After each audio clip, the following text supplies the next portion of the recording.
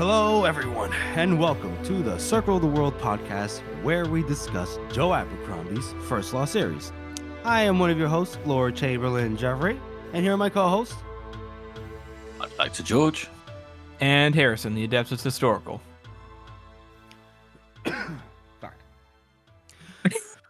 Sorry. Great intro to a new season of our podcast. God damn it, man. What the fuck? Come on, George. Let's cop together with our friend.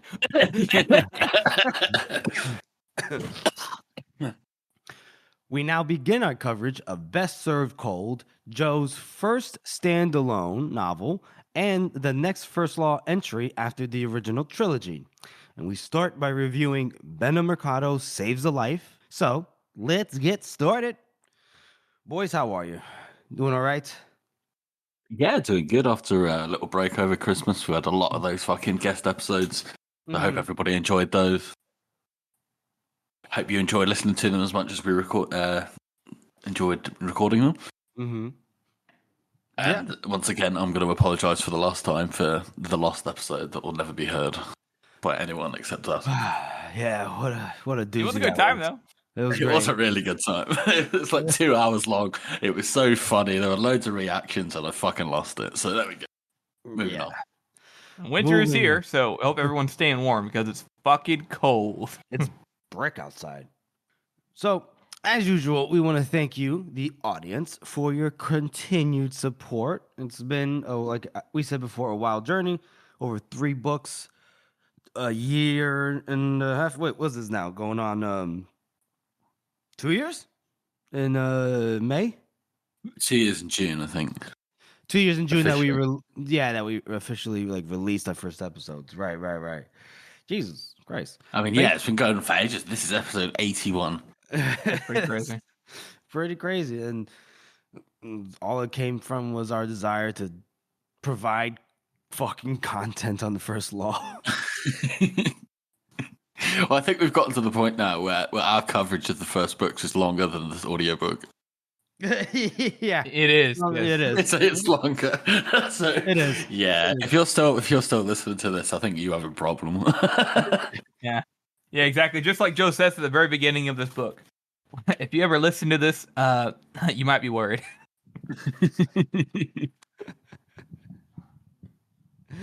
Yeah, very, very true. Who are we to think that we can provide more hours than audiobooks, more than Pacey? There was some thinking we have. Well, we did it. And do we care, boys? I don't think so. So let's start off with our best meme of the week. George, go ahead and take it away. It's ironically, this is actually about the end of this book. So, spoilers. Skip ahead like a minute if you haven't read Best Served Cold and you're listening to this. You're mad. So it's just the scene from the Trailer Park Boys and the guy fucking down in a flask of whiskey, friendly watching Costco after he agreed to help him take back Visserine. You just get absolutely blasted like straight away as soon as Morphe is dead. Oh, love it. And that's P.O. Pat on Reddit, and it'll be in the description of this episode.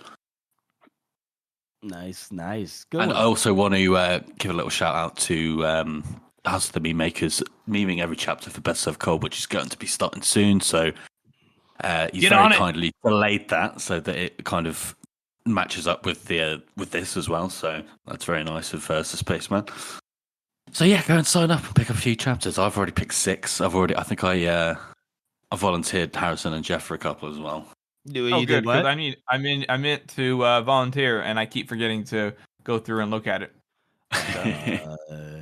Oopsie daisy. Okay, I gotta look now. I didn't realize you did that, you son of a bitch. We've all got to contribute. All right. Every man must do his part. So yes, thank you, P.O. Pat, and thank you to Spaceman. Make sure you sign up for that. Yeah, thanks. And yeah, everybody go over to the House of the Meme Maker, please. They work really hard over there. All right, so let's start with our first chapter read through of Best Served Cold. Benna Murcatto saves a life. Who is Benna? We shall find out. So, I like how Joe starts the chapter off with some nice description about the environment. The sunrise was the color of bad blood. Huh. Baby, we got bad blood. All right, and then keep in mind, audience, that it is very early in the morning, and I don't know why Jeff is acting this way. So I am offering. I'm blah blah blah blah. I'm operating off 3 hours of sleep. Fuck me, man. I really like this first line. It's actually one of my favorite lines in the entire series. I don't know why. It's a great line, right? Slaps. It does, and go ahead, George. It's definitely slang. It's slang. It's such an odd. It's just an odd fucking phrasing as well. Like, what color is bad blood? Like, is good blood like a different color to bad blood? Like, I don't get it. I imagine. Like, it's one of those things. It sounds incredible. It just doesn't make any sense. Yeah, I imagine it's probably like black or something, like real dark. The black sunrise. I mean, I imagine what we have to do is we'll have to wait for a really weird looking sunrise. We'll be like, damn, that sunrise, the color of bad blood. but like, look at the next line. It says, leaked out of the east and stained the dark sky red. So I imagine it's just dawn. You're probably just seeing the first, vestiges of the sun. So can you imagine like completely black sky, right, at nighttime, or dusk, or not dusk, dawn, pre-dawn, and then you get your first like bit of sunlight. It's gonna clash. So I think that's the little color palette that is being mixed there. And then I like how it says it marked the scraps of cloud with stolen gold, which is like, ooh, spicy. And then obviously underneath the sky is the road that twists up the mountainside towards the fortress of Fontesarmo. The reason I said it like that is Joe has basically made it a point that Styria, and I think we talked about this in our previous episodes, Styria is his equivalent to Italia. You're such an American, Jeff. That's so awful. But it is obligatory. It is obligatory as an American anytime you mention Italy. Anyways, yes, it is framed after Italy. Hence, like that's why there is these city states, and they're kind of in a Renaissance-esque period, but they're also always trying to kill each other. So I know we talked about this on previous episodes. I believe so. Correct me if I'm wrong. But are all the civilizations, all the nations in the first law, are they going through the same kind of period as each other? Like you mentioned that Styria is like in the Renaissance right now. Same thing for the Union, I believe. They're through the Renaissance as well. Yes, they're in the Renaissance. Their sense of style, their military, their the armament. Yeah, but it's pretty much just Styria and the Union. I mean, everywhere else is either behind. Is behind. Right, so right, very true. Well, Gurkul, I imagine, is probably pretty advanced. No, they're like Persia. They're less advanced. They're just super big. They're less, but they created the boom boom bow bow. And all they know how to do with it is fucking throw it over like in barrels. Yeah, I mean, and also like technology isn't linear. It's not like, oh, I've unlocked gunpowder, now I can do all these other things. It's Right. I didn't get the sense that Gurkul was like behind technologically wise, but I could be wrong. I'm sorry. Okay. I think they're probably inside of like more of a caliphate period. So like caliphate golden age kind of period. Yeah. Okay. So they're ahead in some ways and behind in other ways. If that makes sense. It does. So we see that we're at Fontesarmo, which it's a fortress, so it's most likely not a city state. It's just some military outpost or some kind of seat of power. That's what we get so far. So the sunrise was red, black, and gold, and the colors of their profession. What profession and who the fuck are we talking about? Well, we find out right here. It's a piece of dialogue. You look especially beautiful this morning, Monza. Ooh. Says Benna Murcatto. It says Benna Murcatto, I guess. Well, let's find out, right? She sighs, and we're assuming this is Monza, as if that was an accident, as if she hadn't spent an hour preening herself before the mirror. Facts is facts, baby. Stating them isn't a gift. You only prove you're not blind. But I'll hear more. And he noisily cleared his throat and was like, your hair is like a veil of shimmering sable, which is terrible. And then she goes, you cock. What was it yesterday? A curtain of midnight. I like that better. Bad poetry, but at least it was poetry. It is funny how the longer you're with your partner, the harder it is to compliment them. They just don't take it. They just take it for granted. You're like, oh, you look nice today. I don't believe you. And it's nice of Joe to start this out with a nice happy couple here. Yeah. So we're gonna meet this. Yeah, we're meeting this husband and wife relationship, and we're seeing it, firsthand. Just how playful they are. The way they joke with each other. It's like, they've been with each other a long time. You can definitely tell, like exactly. Joe's very good at like showing how a relationship works within just a few lines of dialogue, and you definitely get that vibe from them. Yeah, it's almost like they're cut from the same cloth, And Benna goes, all right. So Benna at this point is kind of like, shit, I gotta, I have to come up with something better. He goes, your eyes. They sparkle like piercing sapphires. Well, gleam beyond price. And Monza this is a weird thing, but anytime like Benna's talking like this, I always imagine like he's talking like Donald Trump with his hands. Yeah, me too. Honestly, your hands are the most beautiful, truly beautiful. I've seen them in myself many times. Your face, the best sapphires I've seen, the best sapphires around. Money's no expense. No expense. So then she goes, I got stones in my face, and he goes, lips like rose petals. At this point, oh, you suck. She spits at him, and he dodges it, and then so we see that this is a very, this is a couple. This is a dynamic that has a lot of banter, but also, Monza's out here spitting. Like, listen, keep that behind closed doors, all right? Not for the children, please. And then he does mention that that the jewel he bought her looks nice on her, and it's a ruby the size of an almond, which is big for a ruby, and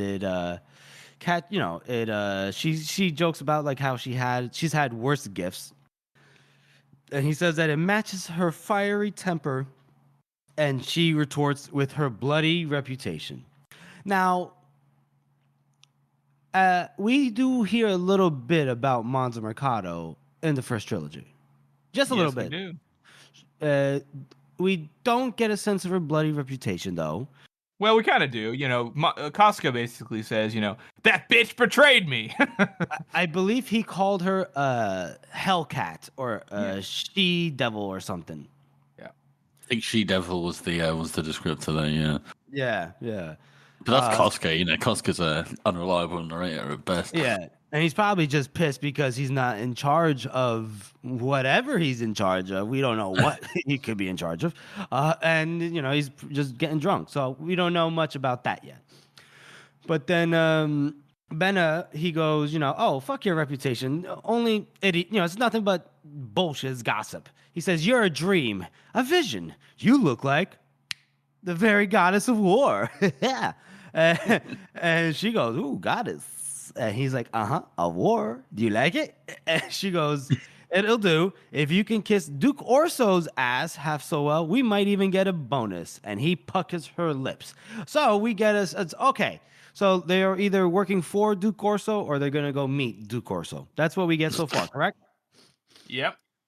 And I do love Pacey's pronunciation when he does this. I love nothing more than a morning filled with His Excellency's rich round buttocks. They taste like power. That is amazing. Benna is very clever. Yeah, With his words. He's very smart. I mean, it's like they're two sides of the same coin. You know, it's like she seems to be really like tough and strong in a sense, and he seems to be witty, right?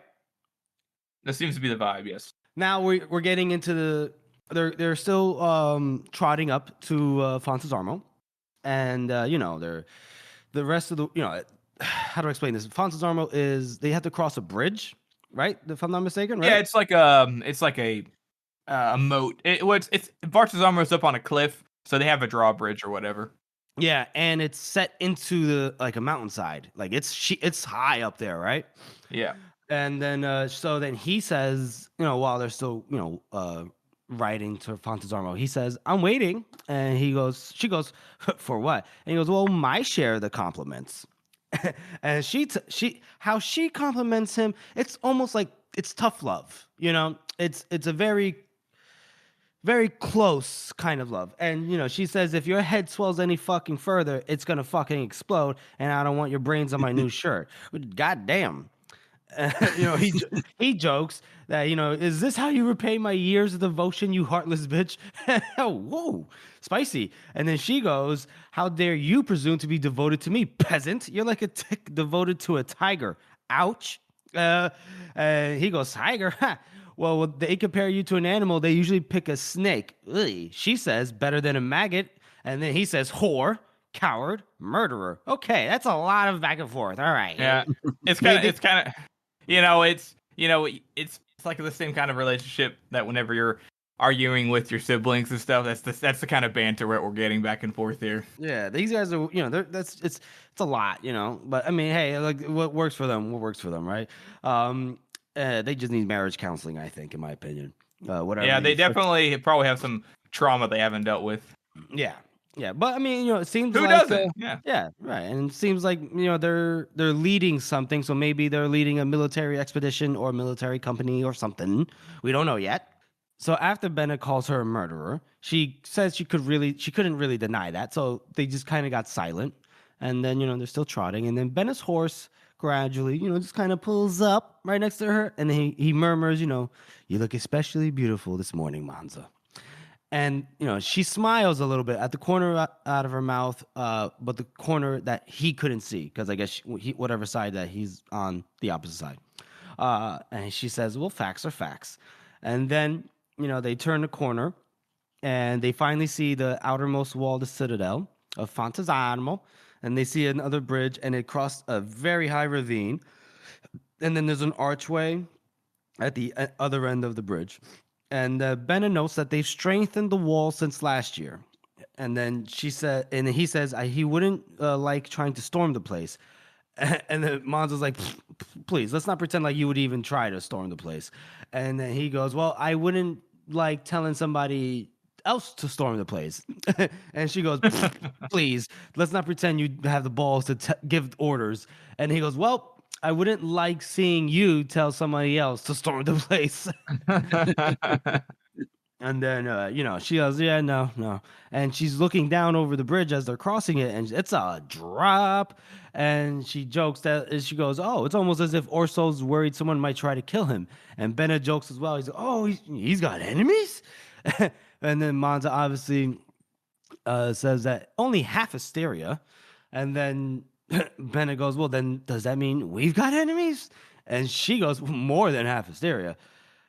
Which is kind of, you get some world building there. We've met Orso before. We know that he's allied with the Union, but now we hear that he's basically having to fight or deal with half hysteria. Half hysteria hates him, and now we know that they are indeed working with him because of what they're talking about.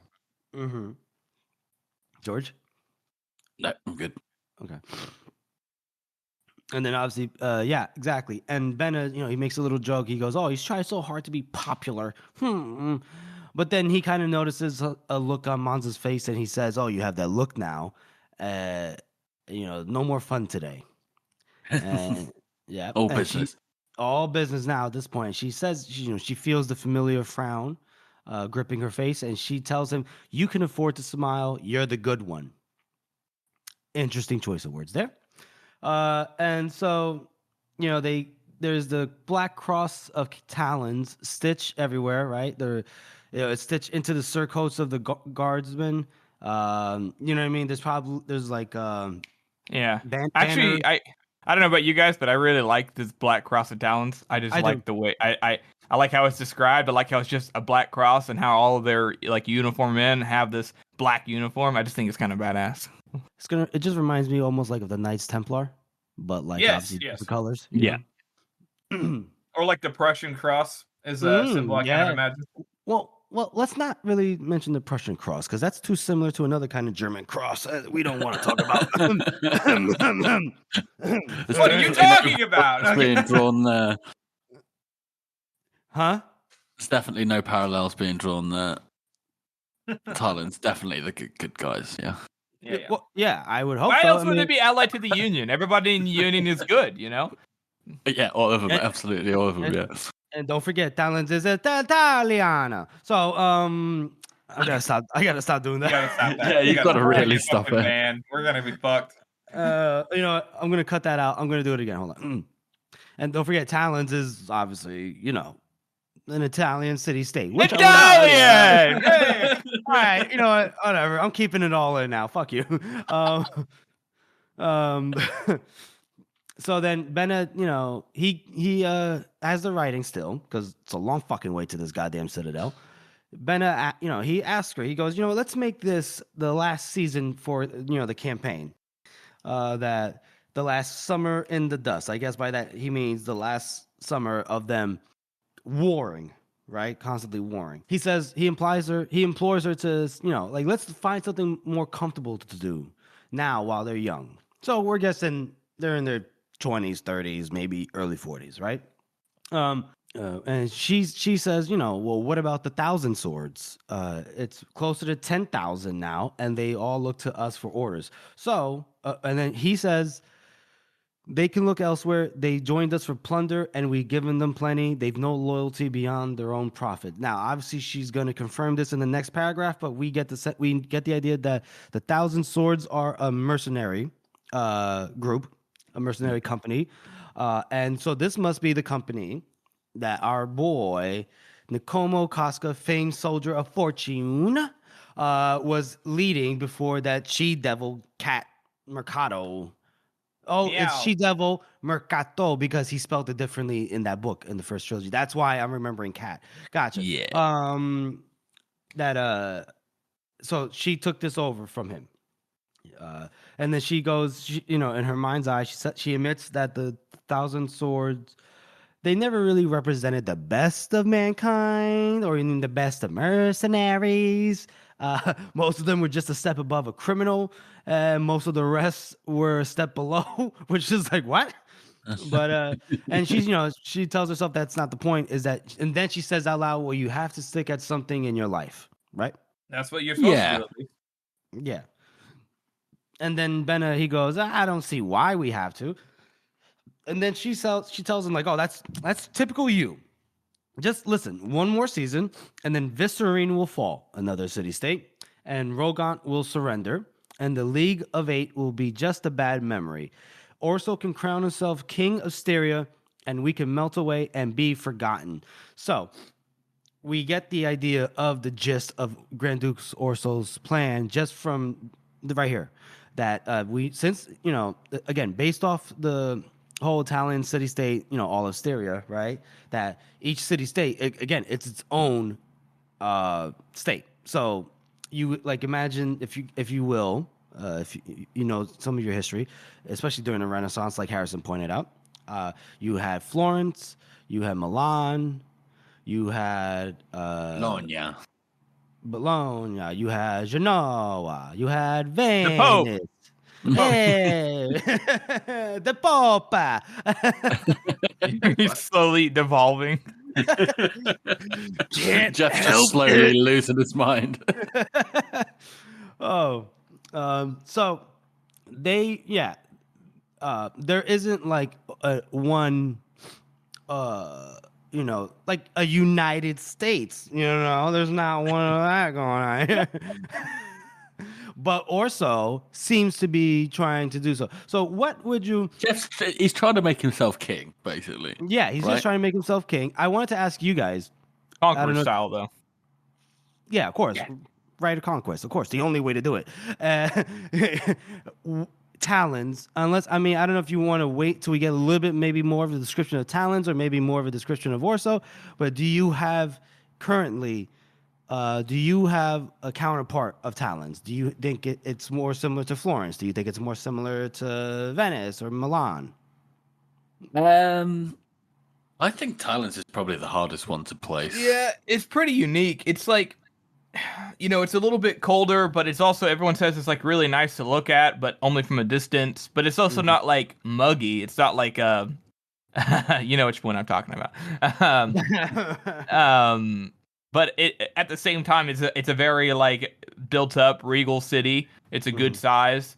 But everyone says it's not quite as nice once you get there. And it's not really like, I don't think it has a counterpart. I think it's one of Joe's kind of amalgamations, I'm sure he was inspired by different things, or he just needed a state to be in this position, so he came up with it. So yeah, I don't know why. It could be just the spelling of the word, and I forget the word that you use. It's like where you use similar letters to make another word. But Talons kind of reminds me of like Milan a little bit. I don't know why, because like you don't really hear a lot of like pretty things about Milan, at least not from what I know, right? You don't hear that it's a beautiful city. That's Venice, with the canals and everything, or it could be Genoa, I guess. I don't know. Yeah, you know what? You're right. I don't know. It's hard. Anyway, so she says, melt away and be forgotten. And then he says, well, we deserve to be remembered. We could have our own city. You could be the noble Duchess Moscato of wherever. And she goes, you the fearless Duke Benna? You can't even govern your own bowels without my help.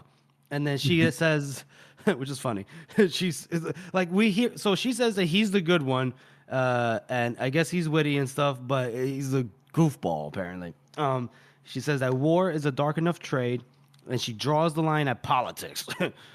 So it's like sometimes people overlook this aspect of politics, but even she, a bloody conquering mercenary, is like, politics? No, thank you. No, thank you. I mean, we know how backstabby and dangerous the politics can be in this world, so I don't really blame her, to be honest. Yeah. Harrison, you have any thoughts?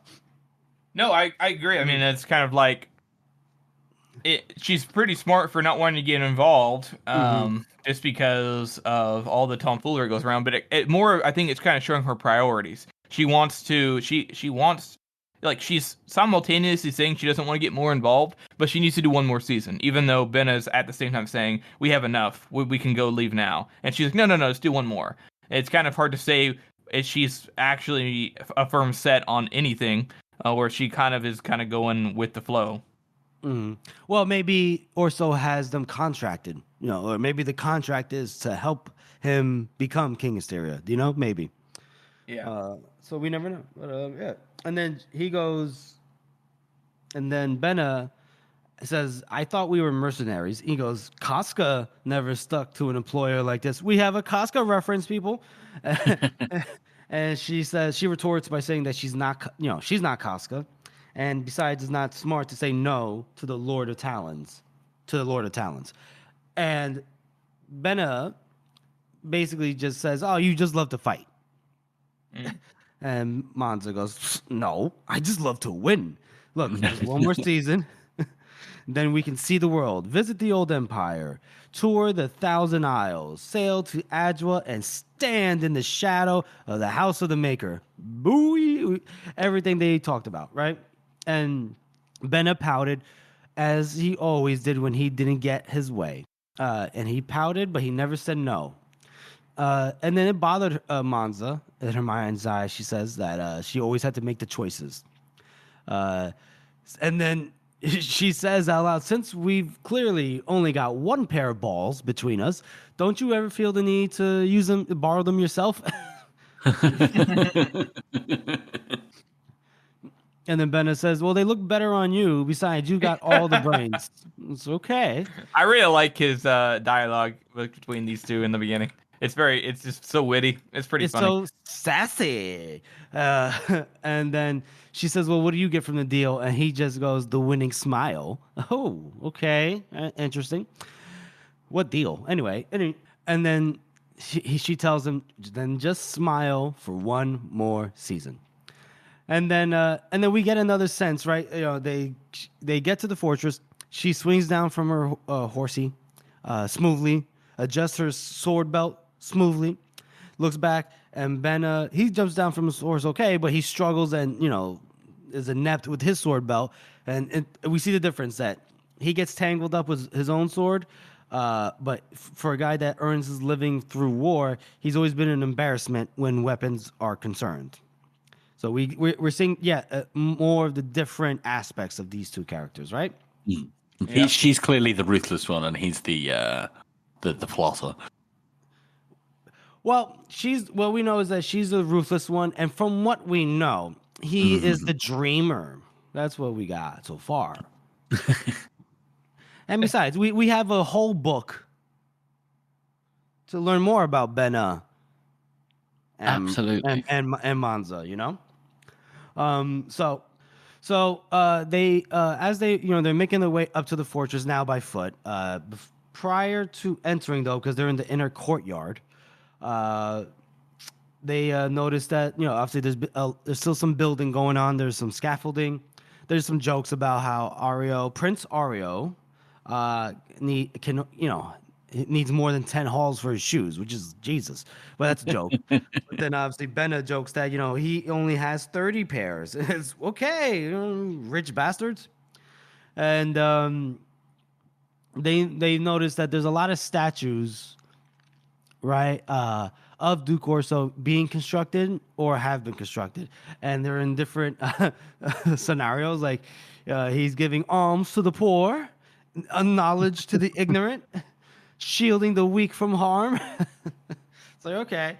And then Benna jokes that, he's surprised that he hasn't got one of the whole of Styria tonguing his ass. And she points to like a block and goes, no, they're making that one next. So, and then you get the sense that they're very, very comfortable in this space. Like they've definitely been here before. Now that we've seen them walking up, they're very chit-chatty. They know these people pretty well. Mm-hmm. Yep. And so we know we heard them mention the Prince Ario, but then we hear Benna, and it turns out it's Count Foscar, and that's Orso's younger son. And he's running around the pool because there's a pool in the inner courtyard, and he's rushing up to them. And in Manza's eyes, she says that he's tried to do an attempt at a beard, but poorly. And he's got like sandy hairs. It just makes him look more boyish. And he might have inherited all the honesty in the family, but the looks had gone elsewhere. And so it's like, okay, so we get the sense immediately that Foscar, good kid, great guy, great guy. But he might be just a teenager, I'm assuming. And Benna, he's obviously doing the Benna thing where he puts his arm around his shoulder and gives him like a little ruffle over the head. And, Manza noted that that could have been an insult from anybody else, but from Benna, it was just charming. And he had a knack of making people happy, right? Yep. Yeah, her talents. He's a good man. He's a cool man. Benna's a great guy. Clearly innocent and in no way involved in any devious plots. Yep. And then Manza asks Foscar about his father, and that he's here, and his brother too, and they're with their banker. And then, how's his mood? Good so far as you could tell. And then he says, do you bring any good news today? And then basically Manza tells him that Borletta has fallen and Cantane is dead. And then we also get a sense of this aspect of Foscar is that he didn't celebrate and he did not have his father's appetite for corpses. And he goes, Cantane was a good man. And Manza goes, well, he was your father's enemy, but Foscar responds by saying that, a man that you could respect, though, and there's a precious few of them left in Styria. And then he says, is he really dead? And then Benna, this guy, he goes, well, his head's off and spiked above the gate. So, unless one hell of a physician. He's so funny. Death is funny.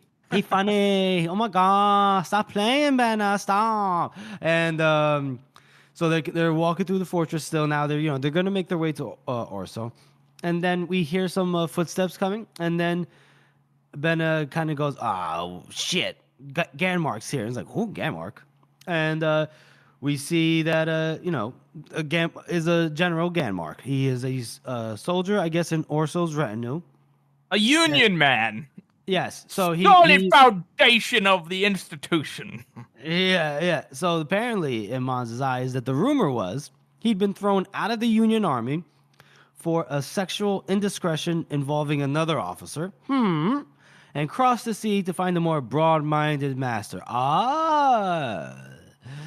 So Ganmark likes to get Gagamark. Okay, so so obviously we see that it gives us some insight into like a little bit of something we haven't really heard too much on, which is like more the social stuff, which is like the Union kind of we got the vibe that on the whole the Union's not super happy with gay people, but now we know for sure like in the army they're like ugh, disgusting. So he went to Styria, where Styria doesn't give a fuck. They don't care about any of that. They don't have any kind of like social revulsions when it comes to sexual preferences. Yeah, Orso's pretty progressive, wouldn't you say? I feel like he's a champion of the progressive movement. That's just my thought. I think Orso knows how to not waste resources. I think he's good at using his assets. Yeah, George? Yeah, totally. Wow. All right. We get that bit of character description from Monza. And then, obviously, okay, so we're back, and Ganmark, he goes, General Murcatto, which is funny because, they have the same name, husband and wife. And and then, Ganmark regards Foscar, and he goes, keeping exercise is great. Boom. And so we get like a little bit of banter here where, Benna goes, how's your season? And Ganmark says he played his part keeping your flanks free of Rogant and his Osprians. So obviously they were all in the field. So I guess they've just returned to Fontesarmo at different points, right? Yeah. I imagine Monza and Benna were maybe the last to arrive because they besieged and conquered Borletta for Duke Orso. It seems like we get some descriptions of some nice paintings and like how vast the spaces are and the paintings are.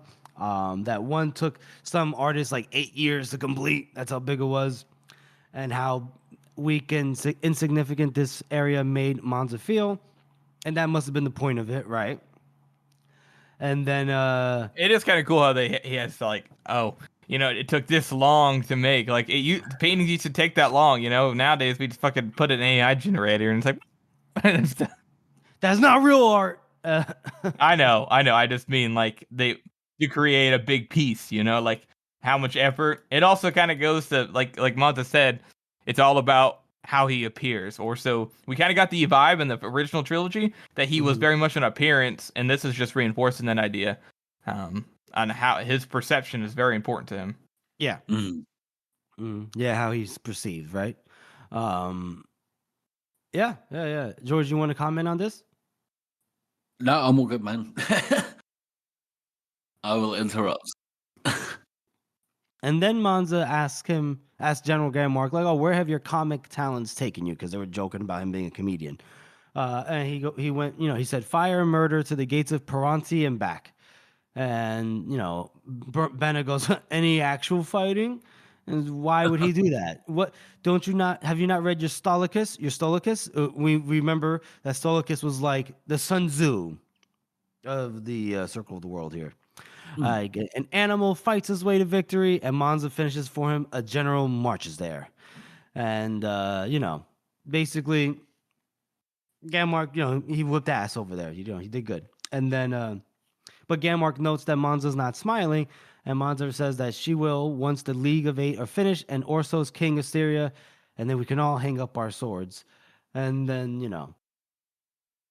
It sounds like it's a very commonality inside of Joe's work where he goes, somebody's like, man, I'm tired of fighting. Just one more fight. Just one more fight. Oh, okay, now we're done. I promise. I swear to God, I'm done. And it's a very Yeah. he often does this. Yeah. And then, you know, Benna goes, oh, I think Orso's going to keep you on, even it's only to polish the tiles. And Ganmark didn't even miss a beat. He goes, then His Excellency will have the cleanest floors in all Asteria. My boy, he takes his job seriously. Ganmark is clearly not a prideful person. He's just, he'll do and say whatever he needs to get by. Exactly. And he'll do the best of his ability, right? Mm. And then we see another figure waiting for them, I guess, at this set of doors. And it's Faithful Carpi, the longest serving captain in the Thousand Swords. And, Benna's like, oh, what's up, homie? And, they engage in banter. And how did he leave things in Borletta? And, he said that things were quiet, that, most of the men are quartered outside the walls with Andish Invictus. But he left them with some more also reliable men, and as well as Caesarea. So I guess we're just getting these quick, like, little descriptions of. I mean, there is a lot to keep up with. Jeff is trying to basically go through each of these details because there's a lot of details dropped in this beginning chapter. Both of the world building, both of these characters. Joe does a really good job, but like when you're not actually reading it, it's one of the few times like when we're trying to do the podcast that it's like difficult to get all the details without ruining something, but also if we don't mention them, it's like we feel like we're missing out on the story. So apologies if it feels like a little back and forth on it, but there's a lot going on here. Yeah, exactly. And so everyone, they open the doors, right? The majority of them, they enter.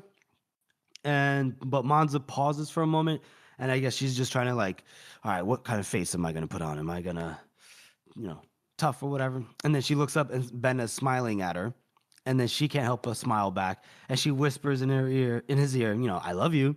And then he goes, of course you do. And it's like, aw, it's like a very like little Han Solo moment. I know, that kind of thing. Oh man, don't we all aspire to be this kind of relationship? Like this dynamic is so. Yeah.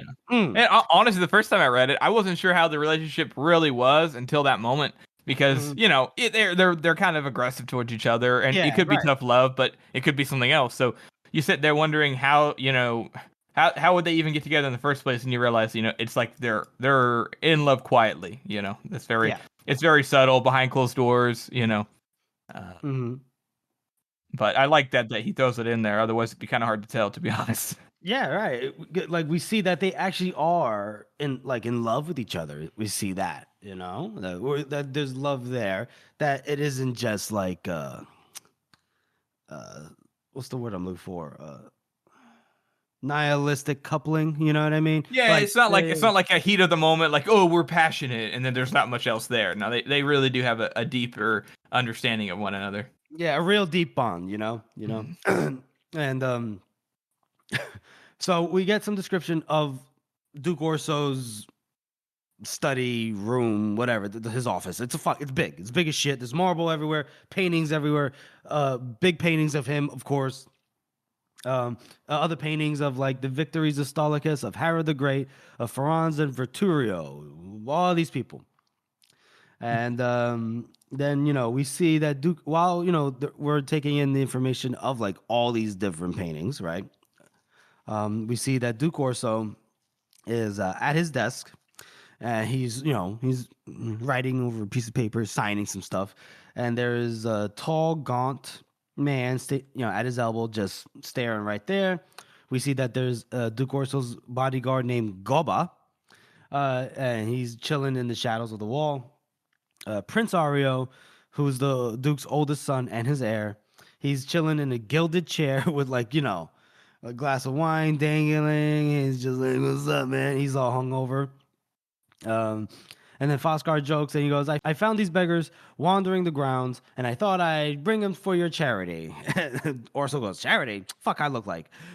But he tells them, make yourself comfortable. I'll join you shortly.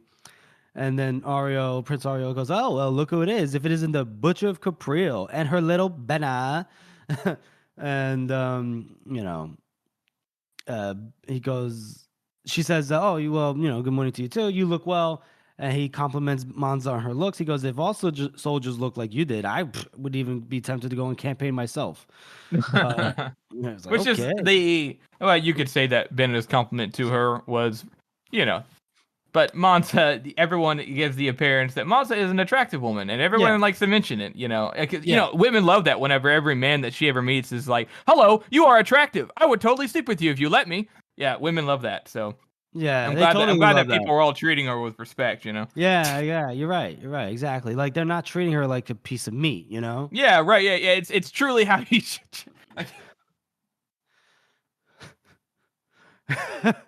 The point is that this will be a common thing. People will say, "Oh, Monza, you're attractive," and if only you would let me sleep with you. And it's like, Jesus, guys, fucking animals, savagery. And then Ariel offers her wine, and she goes, "It's dawn," and he goes, "Oh, well, it's still last night as far as he's concerned." So we could see that Ariel he's a party animal. And Benna was like, "I'll have some wine." So he joins him, pours himself a glass. And then she kind of like leaves them to it. And then she goes over to the desk, and this gaunt man is saying, "Oh, sign here, sign here, sign here."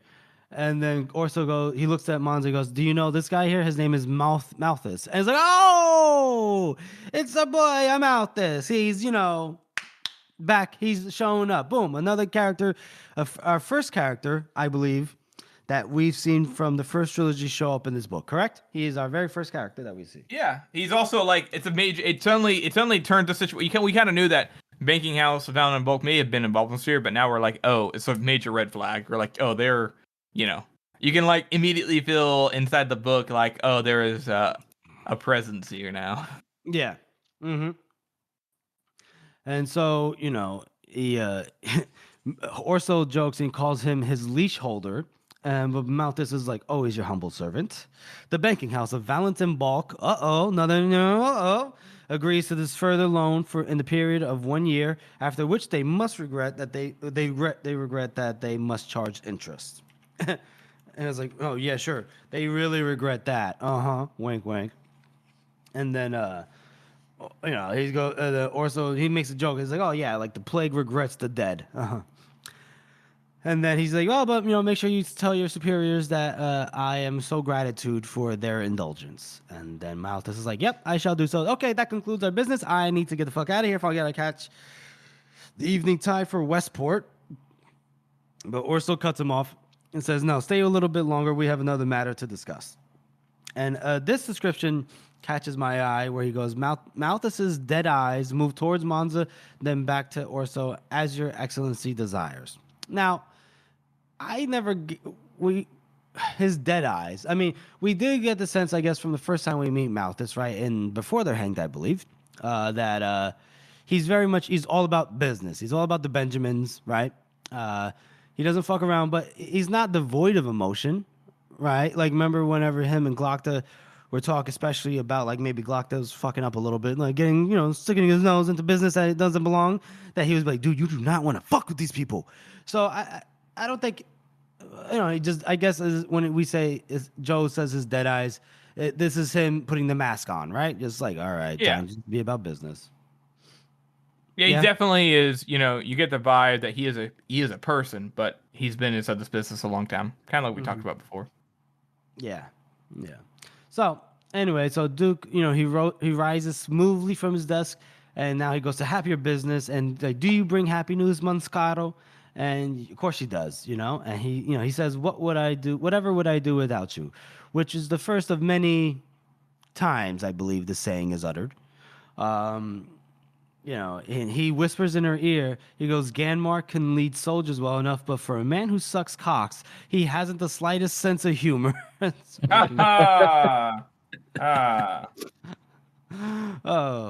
I don't know what about that would make you have a sense of humor, but fair enough. Shoving a piece of meat in your mouth. I don't know. I don't know. But I guess that's Orso's perspective, I guess. Yeah. Okay, so then he's like, okay, talk to me, baby. And they go out onto the terrace and they're looking out over the view, and it's a fucking great view. The one that, Monza says that she never tires of. And then she says something to the point where, like, oh, your people are lucky to have such a just and caring father. And he goes, yeah, sure. Do you think that's how history's really going to remember me? And she says, well, history's written by the victors. And he's like, yep. And then he talks about his children here a little bit. And he goes, Ariel's ambitious enough, but he has no insight. And he says, I'd be surprised if he could read to the end of a signpost in one sitting. All he cares about is whoring and shoes. And then he gets, my daughter Therese, meanwhile, weeps most bitterly because I married her to a king. I swear if I had offered great Eus as the groom, she would have whined for a husband better fitting her station. Dude, if you think that's why she's upset, you don't know your daughter. Orso, it's so interesting because Orso is somehow in touch and out of touch. Like, he's in touch with, like, the grand scheme, but completely out of touch when it comes to little shit. Yeah. Well, I don't know if that's little shit in terms of Therese, but yeah, I see what you mean. Or to him, in his mind, that's just a relationship, whatever. In his mind, though, but he's also realistic. He's like, history's not going to remember me as a good guy. It's an interesting dynamic. You would think that he'd be both, but he's not. Yeah, and what's also interesting is that, like, okay, if Orso, because, like, obviously we know that Therese is telling him that she doesn't want to be married to Giselle because of his blood, right? He's a bastard or whatever. But Orso is obviously a progressive mind, right? He'll allow Ganmark to be, he hires Ganmark. Why wouldn't Therese, like, take the chance maybe of telling Orso, like, hey, listen, I swing the other way. Well, I mean, I guess I wouldn't change anything. Like, he'd be like, I still gotta marry you off. Yeah. There's a very high possibility he knows. He just doesn't give a fuck. Yeah, probably. Some people are like that, aren't they? People will be very accepting of a stranger, but when it's in your own family, it's completely different. It's different, yeah. Very true. Very true. Not in my family. No son of mine. You're not my daughter. Yeah. So he says, none of his children understand him. But we get a little bit of a history right here, a little historical background right here, that his great grandfather was a mercenary. It's a fact that he does not like to advertise. Apparently, even though he told Monza every other time they met, he says that it's a man who never shed a tear in his life and wore on his feet whatever was to hand. A low-born fighting man who seeks power and talents by the sharpness of his mind and sword together. Monza says more by blunt ruthlessness and brutality in her head, the way she heard the tale, but she keeps that to herself. He says that we are from the same stock, you and I. We have made ourselves out of nothing.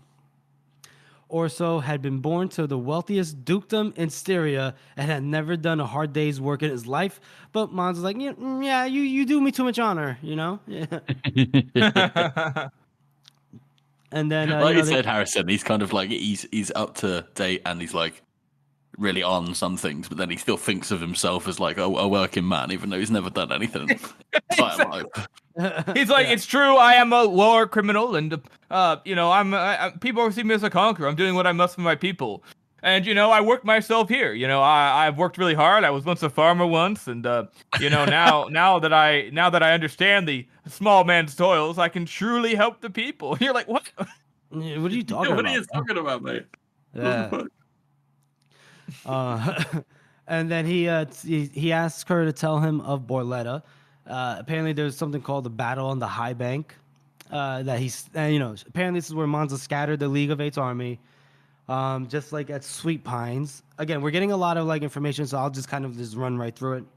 And then we learn about a Duke Salier. Salier? How does it say? Salia. That he had 3 times Monza's number, and still, Monza's out here spanking him, which is like, testament to her ability, her generalship, but also that she does mention that like numbers can be a hindrance is if actually they're lazy, ill-prepared, and led by idiots. So it's like, farmers, glass blowers, amateurs, and they weren't, they didn't post any guards. They came up on them unawares, And then we see that we learn from Orso's little joke that Salier is overweight, calls him a fat pig, unnecessary, and that Faithful led the charge. Okay, great. So they didn't surrender. So some people, died fighting, some prisoners, some ransoms, and some men were just hanged. And then he goes, well, if they were so keen to live, they should have surrendered. They could have surrendered. That's what Monza says. And Orso goes, as they did at Capriel. And she stares right back into Orso's eyes and says, just as they did at Capriel. So we see that Capriel might be a bit of a sensitive spot for her. And we will learn more about that. And then he asks her, like, oh, so Borletta's besieged. And she goes, nope, it's already fallen. We took it. And he goes, holy shit, really? And apparently when the people heard of Salier's defeat, they basically lost hope and dragged Cantaine from the palace, hanged him from the highest tower, opened the gates, and threw themselves at the mercy of the 1,000 swords. So that was like, killed by the very people he ruled. Isn't that a bitch? The people are... Monza tells him that the people are falling over themselves to become his subjects, and that she's given orders where they should be spared wherever possible. And he asks her, oh, mercy, huh? And she says, mercy and cowardice are the same. We will hear this frequently. But you want their land, not their lives. Dead men can't obey. And this is, that's smart. And Orso goes, why can't my sons learn the lessons I teach them like you have? He entirely approves. He loves her. We see this. He's like his own daughter, Yeah, he's like, man. He never had like a true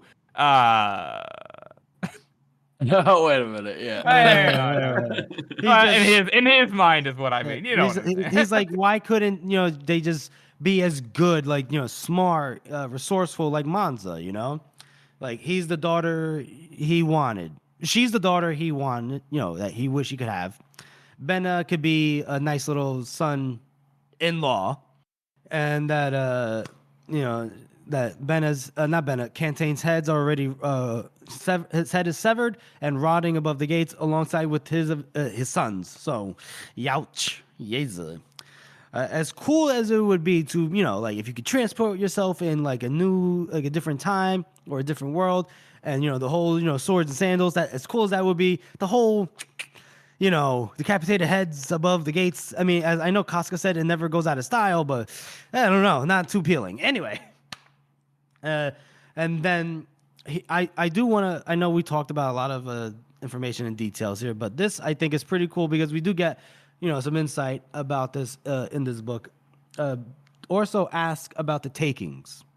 And this is where Benna steps up and, this is him. I guess this is his specialty. He's like the accountant, and then he goes, the city was scoured, every building stripped, every floor dug up, every person searched. And it's the usual rules according to their terms of engagement. So a quarter for the man that finds it, a quarter of the takings for his captain, a quarter for the generals, and a quarter for the noble employer. So and Orso is reading this paper, and he's like, holy shit, he loves the rule of quarters. That's what it's called here.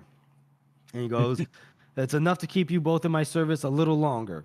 And then he steers them, he puts his hands on both their shoulders and walks them back into the room, out of the terrace. And then he asks him, what about their one-time friends and now enemies, Viscerine? So we see that they used to be allied, and I guess at some point in time, they were like, fuck you, Talons.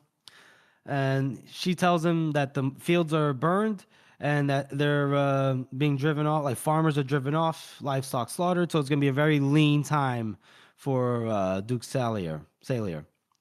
And so he's going to have to rely on Duke Rogant, which seems that, like, maybe Duke Rogant might not be the most reliable kind of guy from Austria, but we'll see.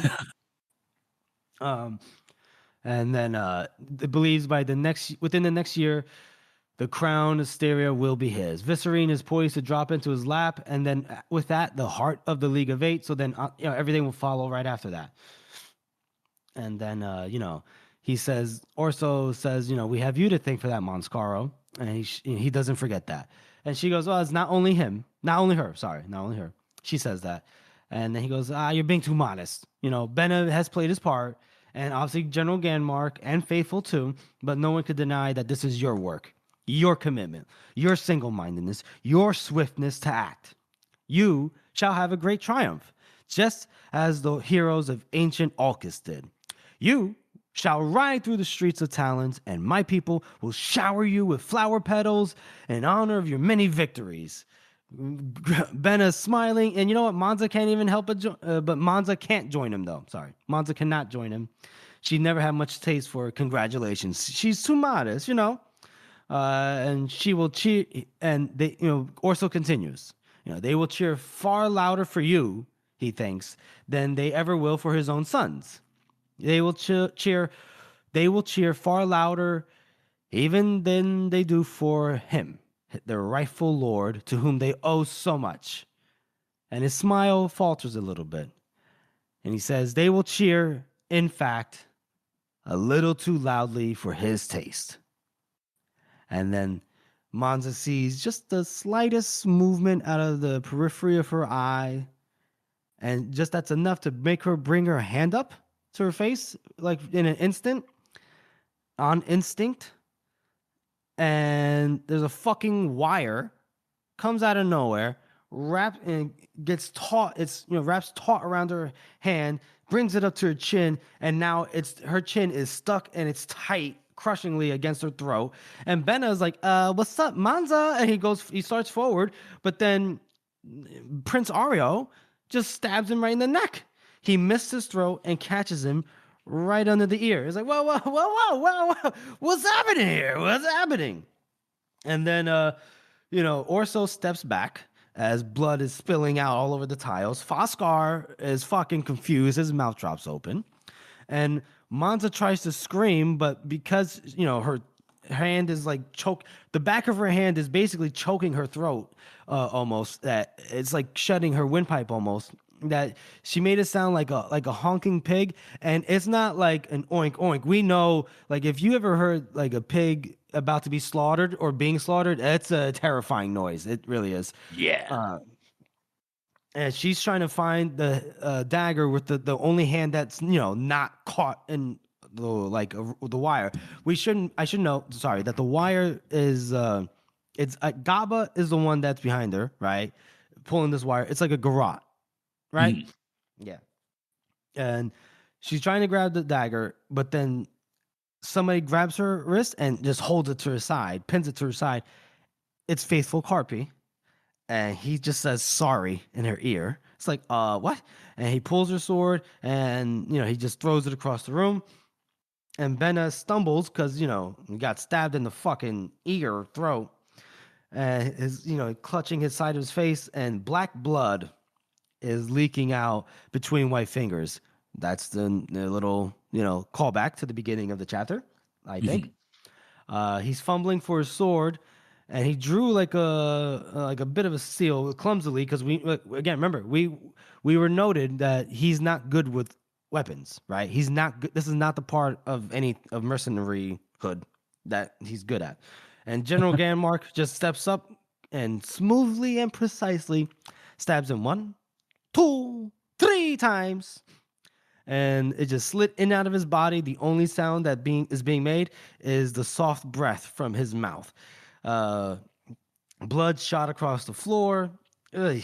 He tottered a little bit forward, tripped, and then just crashed onto the floor. And Monza is still trying to fight, but she's, she can't move. Gaba has her tight, and Carpi is holding her fast too, and she feels the wire cutting slowly into the sides of her neck, deep into the side of her hand, and it's just again caught against her throat as she feels the blood running down her forearms. And then one of Benna's hands is crawling to the floor, reaching up for her. This man is still alive, barely, and he's lifting himself. He lifted himself up an inch or two, and his veins are just bulging from his neck. This has got to be a very terrible sight to see. And Ganmark, he walks forward again and just stabs him calmly through the heart from behind. He quivers. Benna quivers for a moment, then just sags and is still. And then Ganmark just wipes his sword on the back of Benna's shirt and says, well, that's that. And throughout all this, Malthus is still there, and he's watching. And the description here is a bunch of stuff. I don't know how to describe this, but he says it is slightly puzzled, slightly irritated, slightly bored, as though examining a set of figures that just wouldn't quite add up. And then It's like this whole scene is like, I don't know about you guys, but it's like nightmare scenario. Because like the wire and stuff, like that's just like that's like you didn't even think about the wire thing, because we're in kind of medieval Renaissance era, and that's always like a modern day kind of style of killing. Obviously, people have been killed like that before, but that's the common like pop culture reference, like an assassin, uses the garrote to kill somebody. And so seeing it here is like kind of a shock, and it's like, oh god, that's terrible. And like just thinking about the pain in the hand, and we don't know a lot about Monza, but seeing her, seeing her husband who is clearly in pain and dying, why she can't do anything, and obviously she's kind of the protector. It's pretty rough. Yeah, George. I mean, yeah, it's just awful, isn't it? I mean, and Monza certainly doesn't have any fucking clue that this is coming. So hopefully we get to find out at some point why this has been set off. But yeah, I mean, I don't know, man. It doesn't look like it's gonna be good for her. She's surrounded and with a garrote in her fucking hand and throat, and she don't have a weapon. I don't know. So anyway, so Orso gestures at Benna's body, and he says, "Get rid of that, Ario." And Ario's like, "Me?" And he goes, "Yep, and you too, Foskar. The two of you are gonna learn what needs to be done to keep our family in power." And Foskar's like, "Nope, I am having no part of this." He turns and he runs away. So he obviously didn't know about this, and he wasn't a part of this. And like Monza had said earlier, he inherited all the honesty, right, in the family. And then Orso goes, "That boy is soft as syrup." That's a very modern, that's a like we would definitely say that in modern times. That boy's soft as shit. He's soft as baby shit, That's very like anachronistic in my eyes. But then he tells Ganmark to help Ario, and Monza can't help but like follow them, like her eyes follow them as they just drag Benna's corpse to the terrace, and then they both just heave him off, and that's it. Just like that, heave him over the railing. They're gone, and Benna is, Monza's just crushed, right? And then apparently at some point Ario gets cut or scratched, and he yells at Ganmark. And he's like, "Oh, you scratched me!" And then Ganmark's like, "Oh, my bad. Murder's tricky business, And then he's about to wipe it on like a curtain or something, Ario, and Orso yells at him. He goes, "Not there. That's Kantic silk at 50 scales apiece." not the good wall hangings. Ario. So then Ario basically just wipes it on his shirt, and then Orso kind of says, "All right," and then he looks over. He's like, is she still alive? What the fuck, bro? Gabo, hurry up! It's so funny, like they're acting so casually, like it's gonna be easy, but it's what makes it hilarious is the fact that you can tell that like Orso in his mind, in kind of actuality, the why he liked Monza so much, it's because he feels like everybody else is incompetent, and it's very clearly shown here that he is correct. Almost everybody else isn't competent in this room. Yeah, seriously. And then he goes, and then Gaba goes, "A fucking wire's caught in her hand," whatever. Yeah, he like always the typical worker like that. He's like, "It's not my fault, bro." Yeah, blame the fucking tools. Yeah, blame the tools. Don't blame your God damn it, Gabi, you should have been better at this. And then he goes, "Well, find another way to be done with it, Jesus." And then Faithful says that he'll do it. That he pulls the dagger from her belt, and he looks at her. He says, "I really am sorry." And then the blade goes back. He's about to stab her, and then Monza stomps on Gaba's foot with all the strength that she had left. The bodyguard he slips just a bit. His grip slipped on the wire, and she drags it away from her neck just a little bit, and she twisted hard as Carpi did still try to stab at her. And the blade went, it missed the mark, but she still got stabbed. It went under her bottom rib, which had to have hurt. Burning hot, a line of fire from her stomach to her back. Whoo! It slid right through her, and the point pricked Gaba's gut. Yows. So Gaba's like, "Ah!" So he lets go of the wire, and Monza, she sucks in a lot of air, and she just starts screaming like, "Ah!" And she lashes at him with her elbow and sends Gaba staggering. And Faithful was caught off guard a little bit, fumbles the knife as he pulled it out of her, and the knife went spinning across the floor. She kicks at him, missed, and missed his balls and caught him in the hip and it bent him over. She snatched at his dagger at his belt and she pulled it from the sheath, but her hand was so cut that it was clumsy and he caught her wrist before she could stab him. They wrestled with it.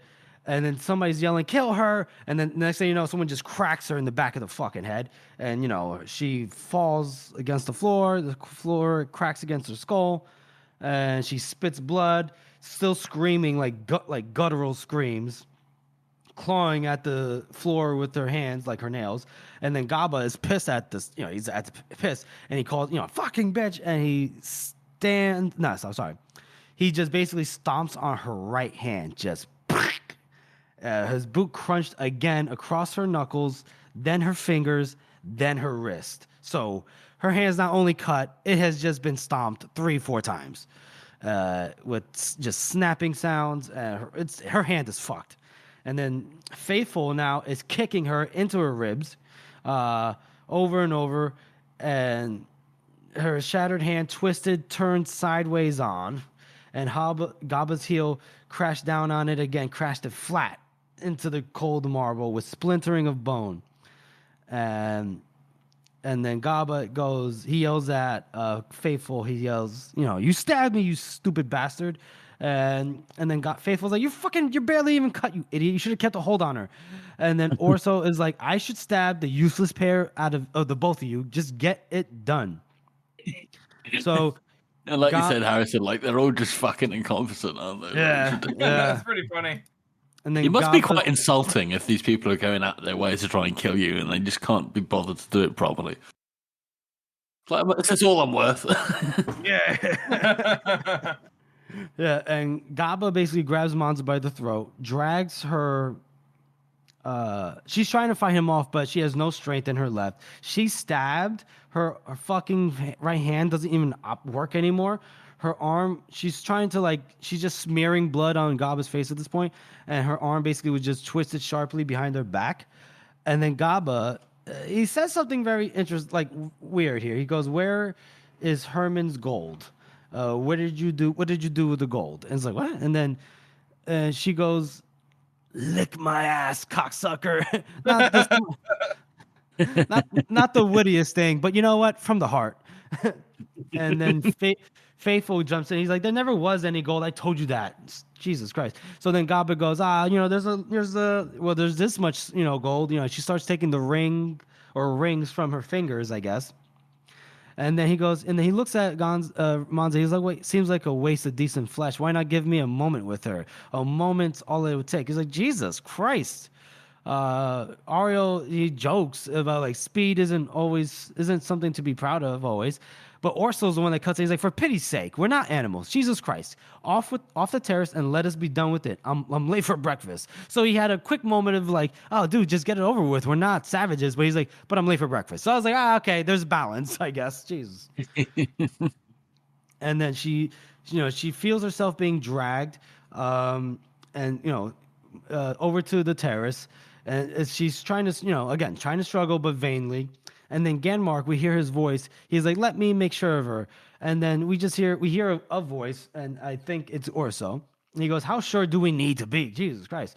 And then Monza can kind of see his face. And he says to her, "I hope you understand. I cannot allow another mercenary to seize power and talents." Where the fuck did he get this from? And she means to spit in his face, but she just kind of drooled all over her own. And then she tries to say, "Fuck yourself." But she's flying at this point. They toss her over the terrace, and, you know, the wind is snapping at her. She's just turning over lifelessly. She can't stop anything. She's just no function in her body. The trees are coming up at her. The ground is rushing up at her. And then next thing you know, she's about to scream, and then she smashes through twigs, broken branches. Just wood is crashing around her, tearing around her. She's plunging down. Her legs splintered under her weight. Her shoulders is breaking apart against firm earth. But instead of just, you know, dashing her brains out, right, all over the rocks, she shattered her jaw against against her brother's bloody chest. Her brother's bloody chest. What brother? What? His mangled body wedged against the base of a tree. Did you read? Jeffrey, you misreading that. That clearly says husband. I don't know where her brother came from. Wait, hold on. Let me read this. Oh, next hang on. line. No, wait. Let me read. Oh shit! It does say brother. What the fuck? Yo, we totally misread the situation. No, hold on. Let me read this next line. Which was how Benna Murcatto had saved his sister's life. Oh God! Oh God! Wait a minute. Maybe they're just literally loving. They grew up together. Obviously they spend a lot of time with each other. Maybe it's not sexual. Maybe they just they're just close. I mean, yeah. I don't know if I could do another Cersei, Jaime Lannister kind of relationship. Oh boy. We'll deal with that later. I'm sure it's totally normal love. Yeah, and she bounced from the corpse, 3/4 senseless. This is funny. I don't know why. That just made me smile. It's so specific, isn't it? Yeah, 3/4 senseless. She bounces from his corpse and is rolling down the mountainside. It's very steep, right? Over and over. And again, flailing like she has no control over anything. She just fell, I don't know, hundreds of feet. She hit terminal velocity. I know that. Going through bushes and everything, and then finally slid slowly to a stop, and just is now making like this noise, like a cat sound, like a Murcatto sound. A Murcatto sound. That's fucking hilarious. And stones are slowly clattering around her. Dust is settling around her. It's silent. All she hears is basically her own breath and just like the leaves or like the branches swaying. And she's not far, she noticed, from the kitchens, like where they toss their waste. And she's like in the middle of like rotten vegetables and cooking slime. Tossed out with the rubbish. That's lovely. And she can't stop making that noise though. She was embarrassed by it almost, but she, it's like animal horror, just like, and oink, she's oink. like, oh Jesus. Well, it's not about that's not the honking sound. No, this is just straight, just like, I don't even know how to describe it. And she was able to like, she can't turn her head, but she can look, right? Her eye, and she could see her right hand, and it's just a shapeless purple glove. One finger trembled slightly. Its tip brushed against torn skin on her left elbow. And her forearm was folded in half, a broken twig of gray bone sticking through bloody silk. It just didn't look real. And the fear is really, taking hold of her now. She can't move her head. She can't move her tongue. She feels the pain. Just it's creeping in on her mind. And this just terrible fear is just pressing on her worse and worse and worse. And she's still making this noise. Benna's fucking dead. She's crying now. She feels it trickle down her cheek. And why isn't she dead yet? Why can't she not be dead? She's saying, please, soon, before the pain gets any worse. Please let it be soon. Please, death. And that's the end of our very first chapter / reading. He doesn't fucking wait around, does he, Joe? No, just went right to it. It might be like one of my favorite, maybe my first favorite chapter in the whole series. Like your favorite introductory chapter? Yeah, introduction chapter. I mean, just the way it's set up. There's so much information. It's written out so well, and it's like it gets better and better each time too, just because of all the details and how well he crafted it. Like I don't know how much time he thought about like this first chapter, he just winged it, but it's pretty well. It's pretty well written. Yeah, how would you rate it? I gotta give it a 9 out of 9. I mean, it's really, really, really, really good. I mean, there's like I just said, everything I just said and more. So I can't really do it less. I'm the same. Yeah, I gotta agree with you guys. I think we got a trifecta out the fucking gate, and it's a perfect score. But that chapter was just crazy.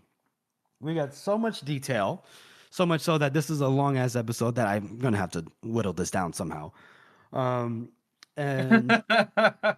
we again, I can't talk about it enough. Like we got so much detail. We got a lot of backstory about Manza Benna, except for one certain part that we missed until later on. They're the captain, mercenary captains. They're, we're in Styria. They just returned from, pitch battle and siege.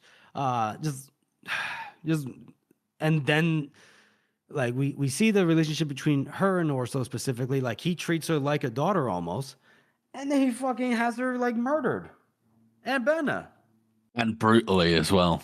Yeah, not quick. You would have thought he would have told Gaba, just stab her in the back, you dick. Yeah. Good. Well, I guess if she hadn't put her hand up, that would have been a quicker death. Yeah, I can't believe that she put her hand up, dude. What a bitch. She should have So just fucking died. inconsiderate. Could she? How dare she try to survive and protect herself?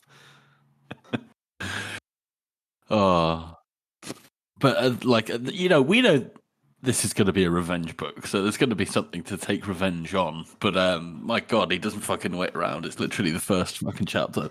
I love it. I think it's brilliant. Imagine it's Gaba revenging himself on Faithful for that little stabbing pinprick, or maybe it's all the waste in the kitchen for Monza falling on them. It's just like they're like a piece of I don't know, like a plate, and just gets smashed, and now it has to be put back together and declare revenge, like the brave little toaster. You know what I mean? Brave never goes to the kid. All right, so let's move on to our character spot. Now, I wonder, who else could we do? Could we do Gaba? I don't know. That doesn't seem right? Nay, sir. Why don't you guys hit me? Let's hit me with who you want to do. We know that we just did him recently, but... Yeah, it'd be interesting to do Grand Duke also and highlight the differences between how we see him in this and how we saw him last time. Yep. Because we saw him last time in Last Argument of Kings. He had come to the rescue of the Union with his, soldiers from Talons, his condatari or whatever you call it. And then, and so we saw him in a positive light, as positive as can be in the first hero of Adua, as you might say. Yeah. I mean, we saw him arguing with Therese about the whole marriage thing, but for the most part, all in all, he did something good. He saved Adua from being overrun from the Gurkish. Well, he helped save. Yeah, and of course we find out afterwards as well that Baez basically paid him off through Valentin in bulk to come and do that. Which makes sense because we see Malthus here as well. Yep, I was going to say, we see that come to life here in the form of Malthus. But in this, he's gone the other way. He's just fucking killed our main character, well, tried to. And tossed her off the fucking cliff with the kitchen leavings. Which is quite insulting if you think about it. And all, supposedly at the moment, because he's jealous of how popular she is. So we can see him as this sort of very insecure sort of character where he's not secure at all in his power, and because he goes on and on about how his history is like his grandfather took the Duke by force, and now he knows that he thinks that Monza and Benna are going to come in and do the same thing. So he's not entirely in the wrong, within the rules of this universe. I mean, if someone's going to betray you, we think they're going to betray you, might as well fucking kill them, right? Not getting all Machiavellian. For the finish off the Italian Renaissance fucking. Well, you're entirely right, George. If, as Monza even says, mercy and cowardice are the same.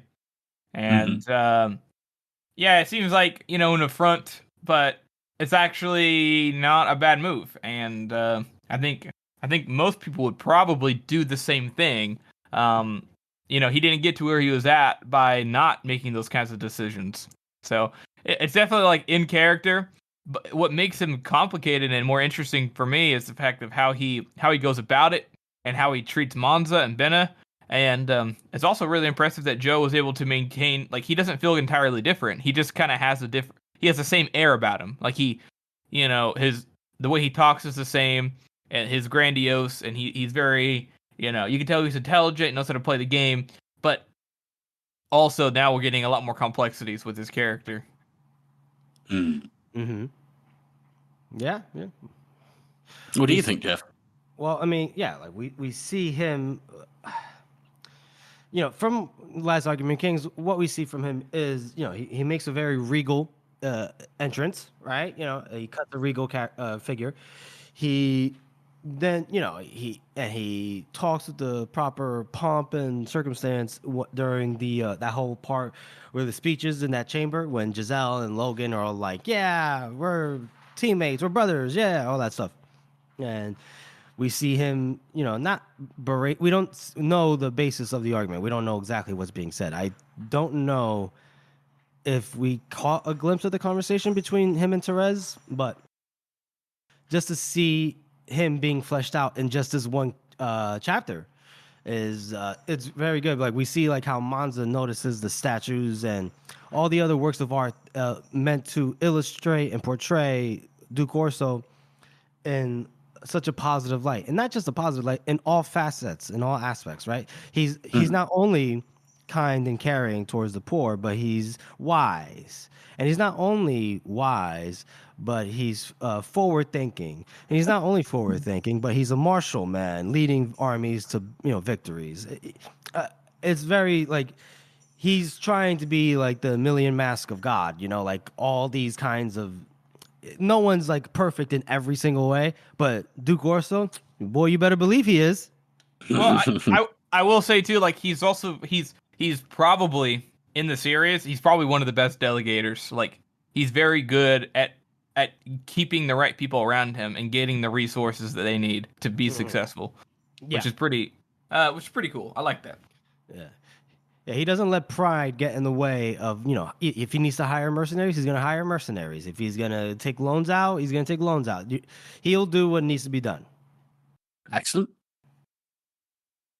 So I know we said, ladies and gentlemen, that we were going to do 2 chapters, that we were going to do Land of Opportunity, but we obviously spent a lot of time on the first chapter, and we wanted to give it the thorough review that we felt it deserved. So we're gonna put Land of Opportunity. We're gonna hold that off for next week's episode.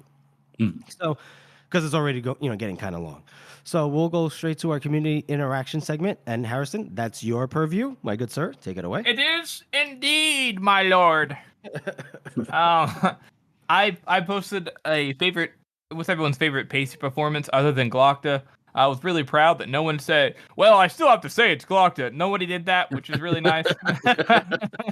I was totally expecting it, but I just knew that if I didn't put down, everybody would say Glockta, because obviously Glockta really is like his pinnacle performance. So, looking down here, I mean, everybody had something to say. I mean, this is probably one of the most interactive posts we've ever had with 121 comments, which is awesome. Appreciate everybody giving your opinion. Salt, ironically, was like the top voted one. I think he was one of the first people to put it down. But oh yeah, Salt is hilarious, as we've highlighted many times on this podcast. Yep. And then one of the next ones was saying that Shallow was really underrated. And we haven't met Shallow yet inside of our weekly episodes, but Shallow has a very, very unique voice, and you hear him, he sounds kind of slimy, but he's pretty entertaining, and I did totally forget about him. I would never have thought about him, but they're right. I mean, it's a pretty. The thing that makes the Pacey's performances unique is whenever there's a really unique voice. Quite a few people said Casca, obviously, because Casca is a very distinct voice and character, and it's not just the way he like just has an accent or whatever. It's the way his cadence and his little laughs and his all the little slurs and things like that is what makes a lot of these characters come more to life. Somebody said here that you can smell the grease, alcohol, and general stench in Casca's voice. Yeah.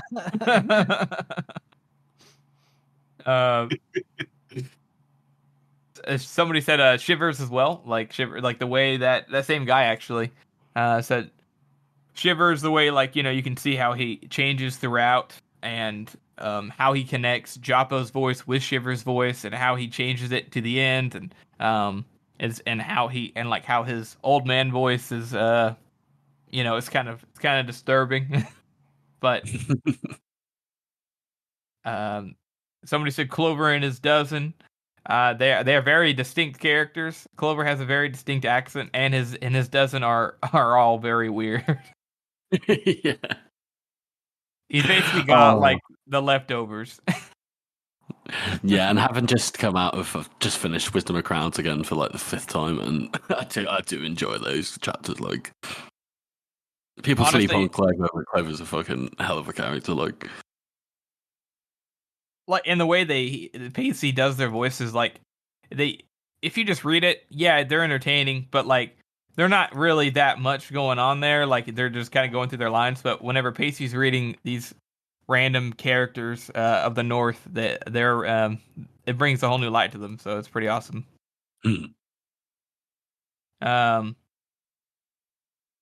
Somebody ironically said, "Bro, spoilers" to somebody else, and everyone said, "This is a spoilers." Post. He backed out. He ran away. What do you guys think? What is your guys' favorite voice? I think a lot of. Go ahead, Jeff. All I was gonna say was like I haven't heard all the audiobooks, obviously, so I don't think I'm inclined. You got to get back to me. Well, you know? so far, Jeffrey. You know, we've said it before, obviously.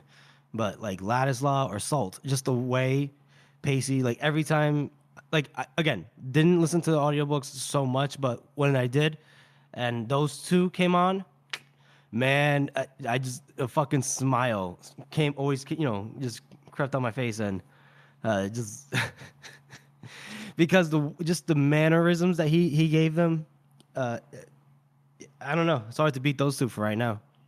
Yeah. I've got to agree with you, Jeff. I fucking Ladislaw every time.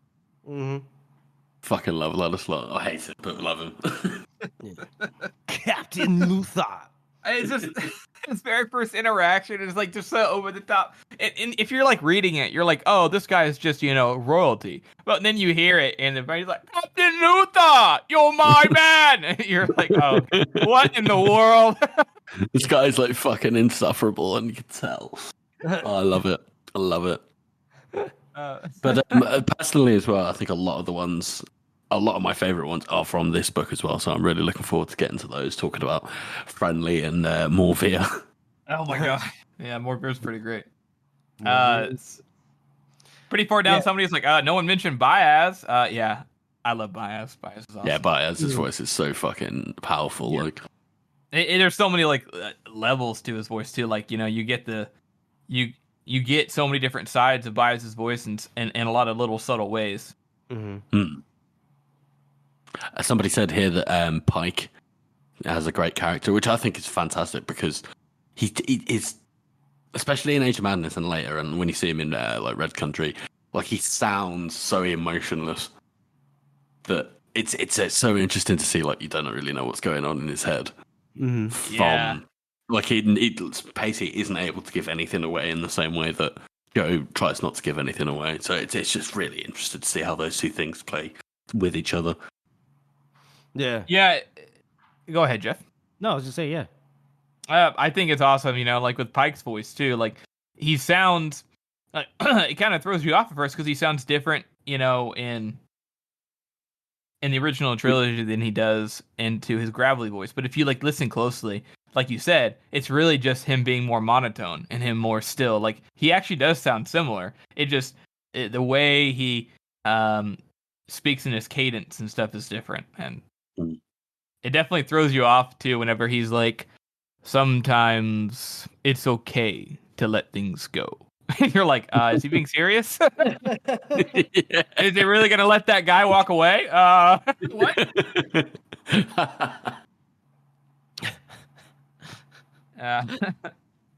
And yeah, I mean, just a lot of love here. Somebody said, like, Harding Grimm, his few lines are always really entertaining and really poignant.